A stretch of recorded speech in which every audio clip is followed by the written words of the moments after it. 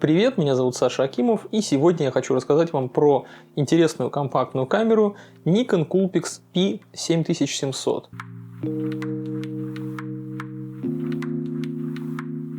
Эта камера уже однажды у меня фигурировала в одном ролике совместном с Ильей Скатиком. У него на канале есть, и у меня на канале есть «Перезалив». Там мы вместе с ним гуляли просто на Васильевском острове, и я снимал симпатичную модель на вот эту простейшую, казалось бы, камеру с матрицей 1 на 1,7, и показал, что, в общем-то, даже на нее можно получить вполне себе приличные результаты, может быть и не шедевральные, но, в общем-то, лучше, чем ты ожидаешь от подобного компакта. Ну и вообще давненько, уже, наверное, может с пару лет, как меня просили сделать обзор про вот эту серию 7000-ную никоновских компактов с матрицей 1 на 1,7. И я не то чтобы сильно горел желанием, да, там сам лично, да, там побежать и купить ее. Я что-то смотрел характеристики в интернете, смотрел какие-то невнятные обзоры, которые были на нее там в текстовом виде, и там пару-тройку видосов каких-то непонятных от магазинов посмотрел. Ну, типа магазины, понятно, там нахваливают ее, про какую-то херню говорят малоинтересную, честно говоря, и мало применимую к реальной жизни. А в текстовом формате там вообще что-то какая-то чушь написано. В общем, как обычно, я решил все-таки, ну да, хорошо, раз просят, я пойду и куплю эту камеру, пошел на вторичке ее приобрел, потому что мне интереснее гораздо самому потрогать что-то, проверить, да, свои ощущения, а не просто там пиздеть, сотрясать воздух и там о чем-то теоретически думать. Я предпочитаю на практике все тестировать. И немного поясню, почему я не побежал сразу же эту камеру покупать и, да, вот это все проверять, потому что на фоне того, что я испытал, когда я использовал, допустим, Pentax MX1 или Olympus XZ2, это очень крутые компакты с, в общем-то, скорее всего, той же самой матрицей, но совершенно с другой оптикой, и на их фоне какой-нибудь выходивший в то же время Nikon P7800, это самая последняя модель в этой линейке, не смотрится как-то особо впечатляюще, то есть, ну, ничего там такого супер запредельного ты не наблюдаешь. Глядя внешне на дизайн, ты думаешь, ну, она не то чтобы как-то хорошо или стильно выглядела, просто обычный такой утилитарный никоновский, ну, не знаю, внешний вид. Ну и если смотреть на характеристики объектива, тут тоже как бы такое двоякое ощущение, потому что, ну, во-первых, у тех компактов, про которые я говорил, это MX1 от Pentax и Olympusовский XZ2, там объективы гораздо светосильнее, там получается f1.7 на широком углу и на телеположении f2.5, то есть прям довольно хорошая светосила. Плюс у тех обеих камер была матрица стабилизированная, что, в общем-то, позволяло тебе снимать в достаточно серьезно таких сложных условиях, потому что, допустим, даже если темно, то ты мог ISO не поднимать, потому что все-таки это критично для столь мелкоматричной камеры, хотя и с ISO там тоже все было нормально. Здесь же у компакта, про который мы сегодня разговариваем, P7700, объектив от f2 до f4, что довольно темно на самом деле. И вот сейчас я, кстати, поясню, почему именно я выбрал модель P7700. Но сначала я вкратце, конечно же, обрисую то, какие были модели, да, какие были серии у Nikon в те годы, когда они еще выпускали большое количество разных мелкоматричных камер. Так, например, серия AW или AV, как мы в простонародье говорим, она является влагозащищенной, то есть это такие обычные мыльницы, но при этом в очень прочном корпусе, с влагозащитой. То есть такая стандартная штука, которая есть, в общем-то, у всех производителей Fujifilm, там у Olympus, у Pentax, у всех, короче, более-менее производителей имеются такие защищенные камеры. Был раньше такой сегмент, когда еще не сильно были развиты, собственно, экшн-камеры для людей, кто вот экстрим какой-то, да, там в каких-то сложных условиях снимает, ну и плюс для каких-то, ну, там, мест со сложными условиями, то есть там стройки, где грязно, пыльно, склады какие-то, ну то есть где-то вот, где тебе надо что-то подснять, но при этом, чтобы камера у тебя все-таки выжила. Была у Nikon серия, которая просто именовалась А, и туда каким-то странным образом включались и одновременно и совсем уж примитивные мыльницы, самые вообще простейшие для, не знаю, камеры такие для бабушек, да, для людей, кто вообще ничего не понимает. И в то же время очень крутой компакт, например, там находится Nikon Coolpix A, просто без каких-либо цифр, просто Nikon Coolpix A. На него у меня есть обзор, это единственный более-менее какой-то вменяемый конкурент у Ricoh GR за все время, в принципе, существования компактов вот этих вот APS-C с 28 мм эквивалентом. Также у них была немного дурацкая серия L, и она, ну, в принципе, ничем особо не отличалась от обычной мыльницы, ну, кроме форм-фактора, да, такой псевдозеркального вида такого, как будто бы она камерой посерьезнее и повыше уровнем является, хотя на самом деле это такой же мусор, как и любая другая мыльница, просто у него кратность зума чуть побольше. Ну и, наконец, серия P, которая означает, в общем-то, в сокращении Performance. И она действительно довольно интересная по наполнению, потому что сюда входят и компакты вот такого типа, как наш сегодняшний герой P7700, то есть такой с относительно большим зумом, но умеренным, таким, получается, 28-200, с неплохой светосилой, с хорошей матрицей, с удобным управлением, вот это вот все. Туда же входит в более таком классическом компактном виде, довольно тоже, кстати, интересная модель P330, к примеру, и там же в этой серии находятся почему-то у них и суперзумы, вот эти, которые запредельные такие суперзумы, это там P1000, к примеру, у которого там вообще, не помню скольки, 30-кратный, что ли, зум. Первые две модели в этой линейке, это Nikon Coolpix P7000 и 7100, они использовали тоже матрицу размера 1 на 1,7, но по технологии CCD сделанную, и там, честно говоря, ну, не то чтобы она как-то большое интересное какое-то впечатление производила, опять же, да, то есть это была обычная такая маленькая CCD-шка, на которую приятный цвет получается, но все довольно плохо с динамическим диапазоном. И у них еще был убогонький, абсолютно примитивный вот этот оптический видоискатель, ну, вот эта сраная дырка, как у G-серии у Canon. Вот такую древность я, ну, совсем не захотел брать, то есть они довольно дешево продаются на вторичке, но это совсем примитивные камеры уже по сегодняшним меркам и не то чтобы сильно интересные. А вот наш сегодняшний герой, здесь уже довольно сильно много что поменялось. Здесь прям хороший такой шажок вперед. Здесь поставили матрицу на также 1 на 1,7 формата, ну, размера. И она при этом уже по технологии CMOS сделана, то есть, опять же, да, чуть получше динамический диапазон. И она с обратной засветкой, что также улучшает ее характеристики автоматически. И скорее всего это та же самая матрица, которая использовалась в Pentax MX1 и в Olympus XZ2. И к тому же они убрали вот эту вот убогую, никому не нужную нахрен дырку. Я не понимаю вообще, что за люди смотрели в оптический видоискатель в подобных камерах, им нахрена, когда у них на экране и так все нормально отображается. Ну, то есть в этой дырке нужды никакой абсолютно не было. И на ее месте, вот как раз появилось, получается, да, на корпусе немножко местечко, появилось дополнительные органы управления, довольно интересные, про которые я уже чуть попозже сейчас вот расскажу. И не спрашивайте меня, куда делись промежуточные поколения между моделью P7100 и моделью P7700. Где они все, это вы спрашиваете у Nikon, а не у меня. И вот после камеры, про которую мы сегодня будем разговаривать, P7700, выходила еще только одна модель в этой серии, P7800. Там изменения не очень-то серьезные уже. Во-первых, там поставили процессор пободрее, от чего, ну, чуткая картинка подулучшилась, ну, прям совсем на пару, там, не знаю, в процентах, если это можно мерить, да.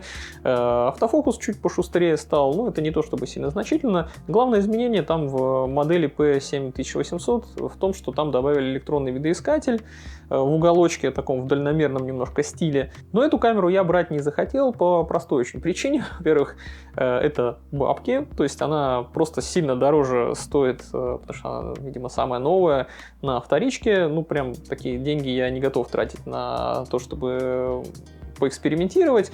И плюс к тому же у нее, ну, вот этот видоискатель, он всего лишь на 920 тысяч точек, и переплачивать, опять же, да, за наличие видоискателя, в который я ни разу в жизни не посмотрю, мне совершенно не хочется. Да и в целом, если я даже посмотрел бы туда, вряд ли я бы там что-то с таким разрешением очень хорошее увидел. Ну да хватит рассусоливать, давайте-ка лучше посмотрим, как устроена камера и удобно ли ею вообще пользоваться.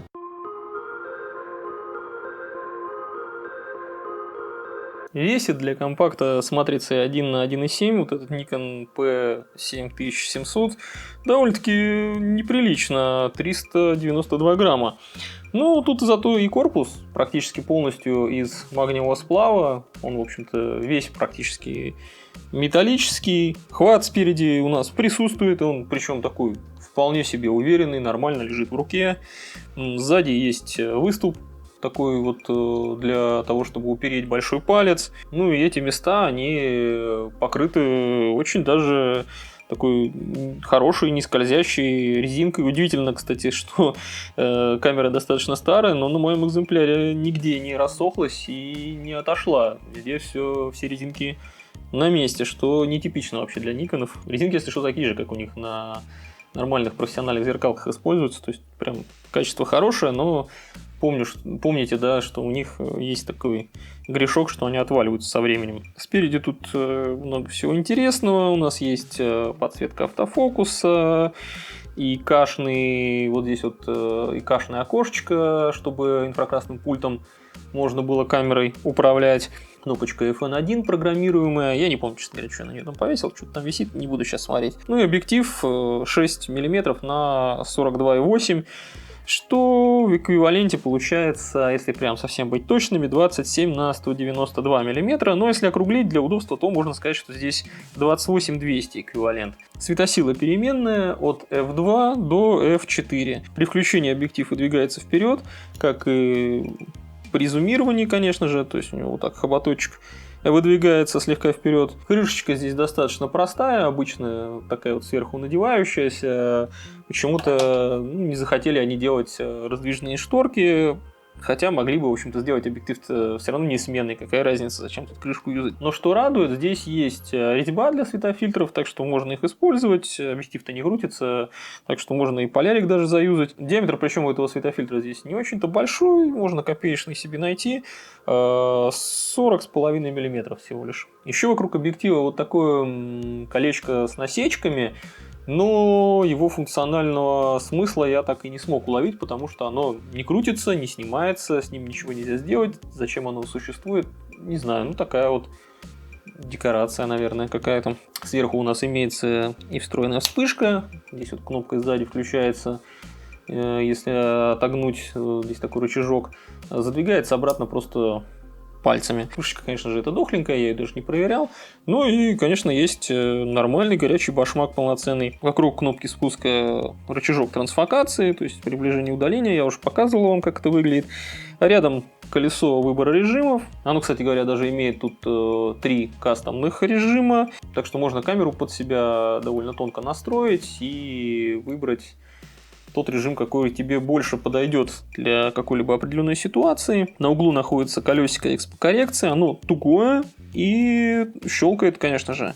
Колечки, кстати, тоже все из металла. Ну и, само собой, неподалеку есть у нас кнопочка включения. На нее тоже не так уж легко нажать, ее надо прям так утопить, чтобы она нажалась. Загорается зелененькое колечко вокруг нее, когда включилась. Ну, потом оно гаснет, к счастью. Есть еще кнопка FN2, и вот на нее я, кстати, помню, что повесил. Я повесил сюда включение ND-фильтра. Он тут бывает часто нужен, я поэтому и запомнил, потому что часто им пользуюсь. Потому что выдержка здесь минимальная, 1/2000 секунды. Поэтому очень часто в яркий солнечный день, если ты хочешь снимать на относительно открытой диафрагме, тебе надо ND-фильтр накидывать. Немножко костыльное решение, но вполне рабочее. Также тут есть 2 колеса для изменения параметров, как на серьезных камерах. Вот спереди крутится и щелкает, и сзади крутится и щелкает. Очень даже серьезный подход. Но особый интерес у меня вызывает все-таки колесо быстрого доступа к разным функциям. Мы вот здесь, допустим, выбираем какую-либо функцию, ну, пускай будет, допустим, баланс белого или ISO, и в середине находится кнопочка. Но это не кнопка блокировки, как это, да, бывает на подобных колесах, а как раз вызов выбранной настройки. То есть ты, допустим, включил камеру, давайте, ладно, включу сейчас, чтобы показать, как это выглядит. Вот у тебя здесь выбрано изменение ISO. Нажал и стал изменять. Ну, тут еще и другие в быстром меню тоже появляются штуки, чтобы ты понимал, что у тебя тут еще рядом есть. Ты можешь здесь же переключиться, оп, white balance поменял, захотел, ну, баланс белого. нажимаешь обратно на кнопку, эта менюшка исчезает. То есть это, в принципе, быстрое меню, но так как-то прикольно, необычно реализовано в виде отдельного такого органа управления, крайне нестандартного. Сзади кнопка дисплей вынесена вот сюда наверх. Ну и, правда, не так часто нажимаешь. В принципе, ты же в основном выбрал там какой-то вид, какой тебе больше нравится, отображение информации, и на нем уже остановился. Дальше все более-менее стандартно. Тут у нас меню, просмотр, удаление, FL, ну а на крестовине здесь управление вспышкой, выбор точки фокусировки, режим протяжки и включение макрорежима. Макрорежим, кстати, здесь тоже вполне себе рабочий. А в середине кнопка ОК. То есть, если ты какую-то функцию выбрал, нажимаешь ОК и все ОК. Вообще, как видите, органов управления здесь прямо не то что много, их тут прям до хрена, даже, наверное, может быть, слегка избыточно, но при этом они расположены удобно и все находятся на своих местах. В основном практически все находится справа, все всегда под рукой, то есть можно одной рукой нажать на любую кнопку, поменять любую настройку, все всегда у тебя находится рядышком, что очень удобно, просто прекрасная эргономика, я считаю, в этом плане здесь прям победа. Дисплей здесь 3-дюймовый на 920 тысяч точек.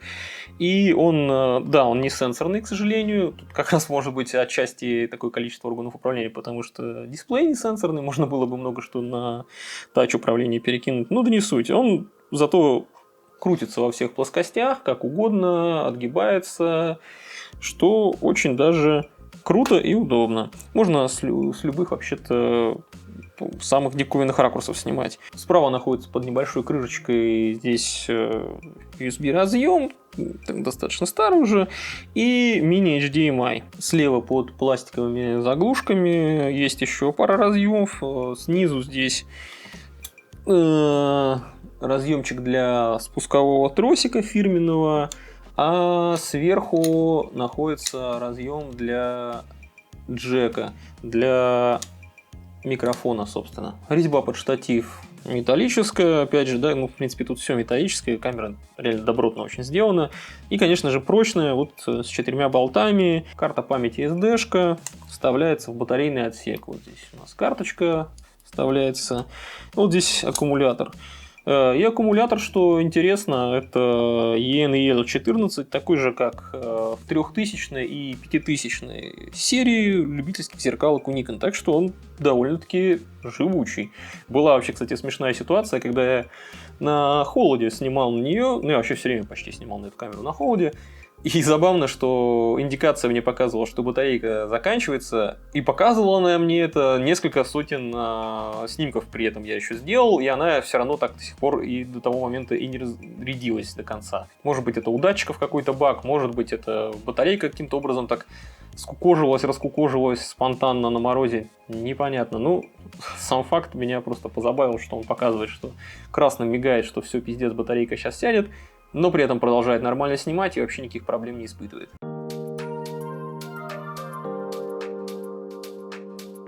И прежде чем мы продолжим, хочу напомнить про то, что камеры вообще все на этом канале, ну, большую часть я приобретаю самостоятельно за свой счет, поэтому если есть желание финансово поддержать канал, то, пожалуйста, обратите внимание, внизу в описании есть ссылка на мой Boosty. Также я недавно создал телеграм-канал, потому что меня тоже об этом просили, люди мне намекали, что давай-ка тоже создавай телеграм-канал, и там я выкладываю картиночки, конечно же, в более высоком качестве, чем в видео можно их увидеть. Это, во-первых, иногда я вообще документами там кидаю, можно поковыряться там с лупой, поразглядывать.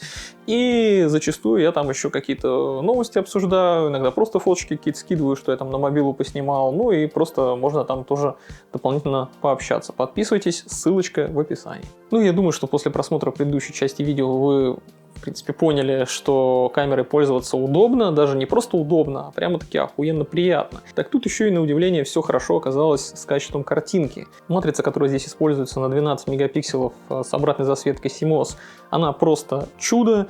Ну, не то чтобы прям, да, это какая-то фантастика невероятная, но она прям чудесная, прям хорошая. Эта матрица очень удачная, очень качественную картинку она выдает, хорошие гибкие равы, в которых очень много информации и в тенях, в цветах. И я эту матрицу нахваливал и в Pentax MX1, и в Olympus XZ2, и в Olympus Stylus 1. И здесь я эту матрицу тоже хочу похвалить, она очень клевая.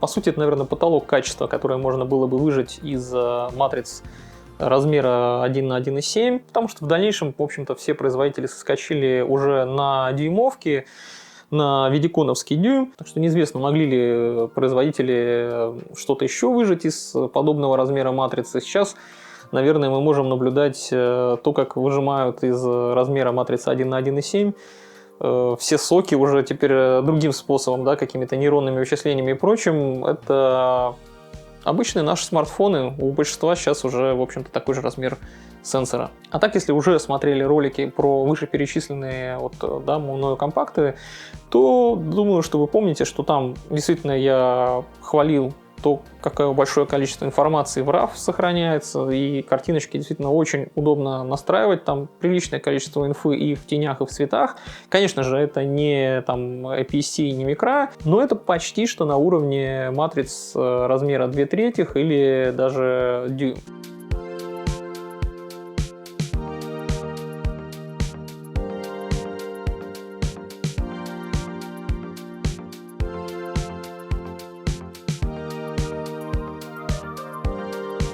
Ну а подъем ISO вплоть до 800 единиц, в общем-то, не вызывает какой-то серьезной страшной деградации у картинки. То есть до 800 ISO там, в общем-то, все нормально. Так что можно даже поставить авто ISO и об этом не сильно беспокоиться. То есть у вас картинка не распадется, не зашумит как-то прям уж катастрофически.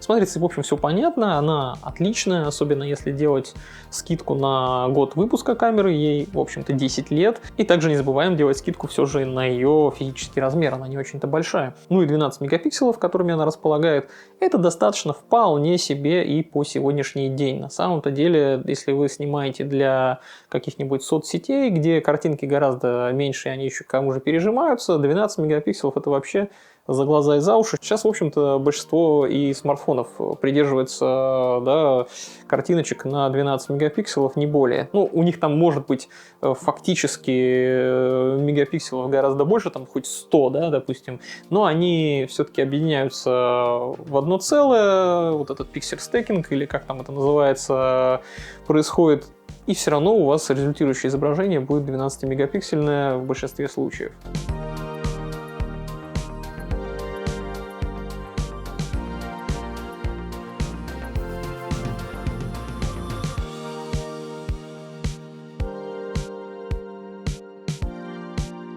Ну а вот насколько картинка будет резкая и без каких-либо искажений и аберраций она будет, тут у нас уже отвечает объектив. И на бумаге он не выглядит как-то особо интересно, как-то уж прям интригующе. То есть для компакта такого вот малюсенького он довольно-таки темненький, f2 на f4 всего лишь. Но фактически, когда ты начинаешь этот объектив использовать, оказывается, что он тоже прекрасен. На практике это очень приятно, когда у тебя есть всегда под рукой объектив, у которого разлет фокусных от 28 мм до 200 мм в эквиваленте, конечно же. И при этом на всех фокусных у тебя просто фантастически клевая, безупречная картинка. Он очень резкий, очень маленькое количество хроматических аберраций. Конечно же, они есть, но их настолько мало, что их очень легко убрать без какого-либо труда, буквально там в один клик.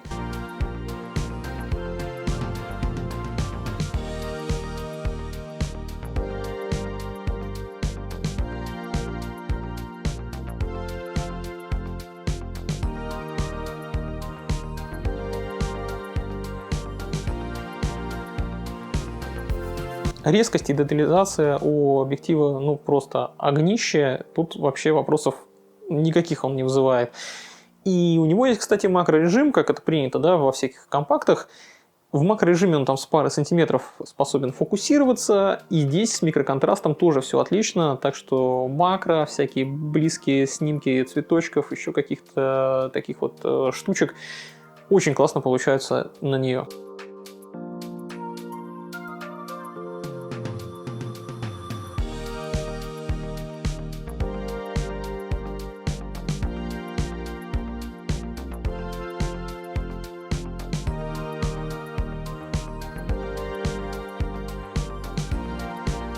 Ну что ж, мы выяснили, что матрица здесь отличная, и объектив тоже замечательный. Но может быть здесь какой-то подвох кроется тогда где-нибудь в области цвета, но нет, офигенно крутой, классный, замечательный и просто распрекрасный цвет получается прям сразу из камеры.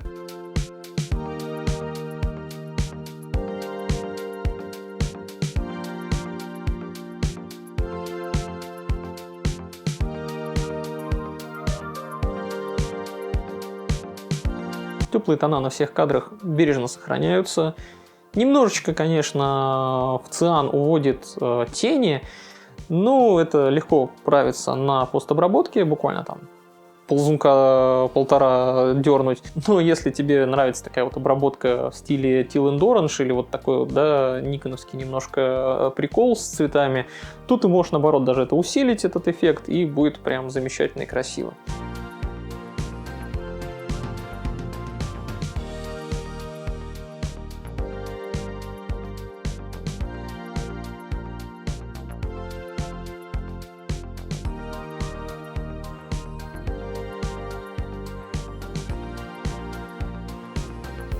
И как-то подозрительно, что я вот сижу тут и нахваливаю какую-то камеру древнюю с мелкой матрицей, что вообще как бы не очень-то часто на канале это бывает.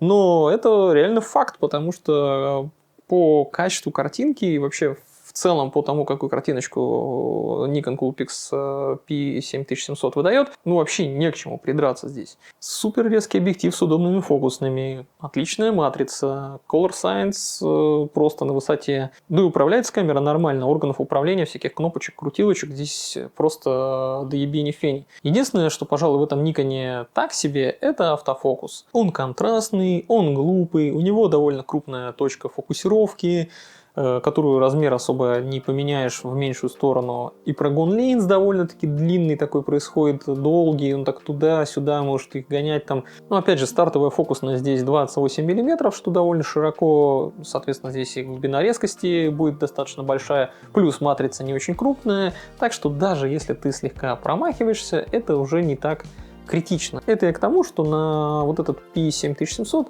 можно снимать от бедра стрит-фотографию, плюс-минус она, камера попадает, а если немножечко промахнулась, то это не так уж и страшно выглядит, как если бы ты снимал на какую-то камеру с более крупной матрицей, там бы было бы заметно, что у тебя в гриб не было попадания.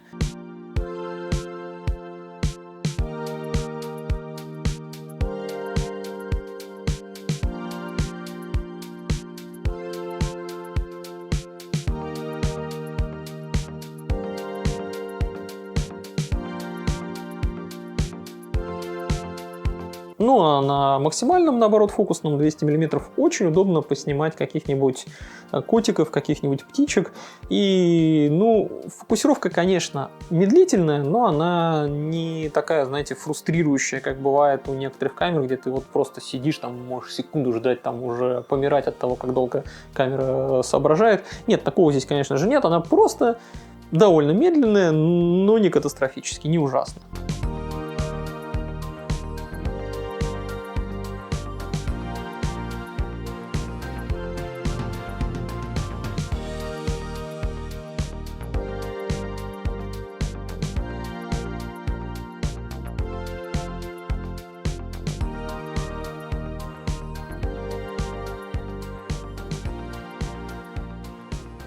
Ну и подводя итог, что можно тут сказать?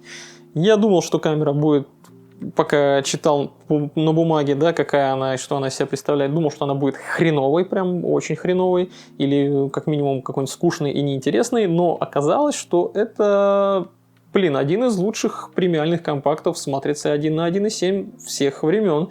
И, наверное, когда я попробую все наиболее значимые какие-то модели с подобным форматом матрицы и с похожей концепцией, я наверняка составлю какой-нибудь свой рейтинг, чтобы вам было удобно, ну и мне просто в качестве развлечения это будет, ну, я думаю, что это будет интересно.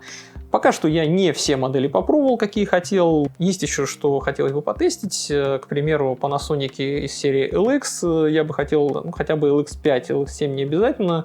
Самый топовый. Но сейчас из тех, что я вообще, в принципе, компактов с размером матрицы 1 на 1.7 пробовал, наверное, он находится в тройке лучших и не на самом последнем месте далеко. Ну, а я надеюсь, что вам было интересно посмотреть мое видео про эту камеру. Так что ставьте лайки, подписывайтесь, пишите в комментариях, что вы по этому поводу думаете. Может быть, у вас эта камера была или что-то похожее у вас было, да, во владении. Делитесь мнениями, впечатлениями. Я желаю вам хороших снимков и до новых встреч.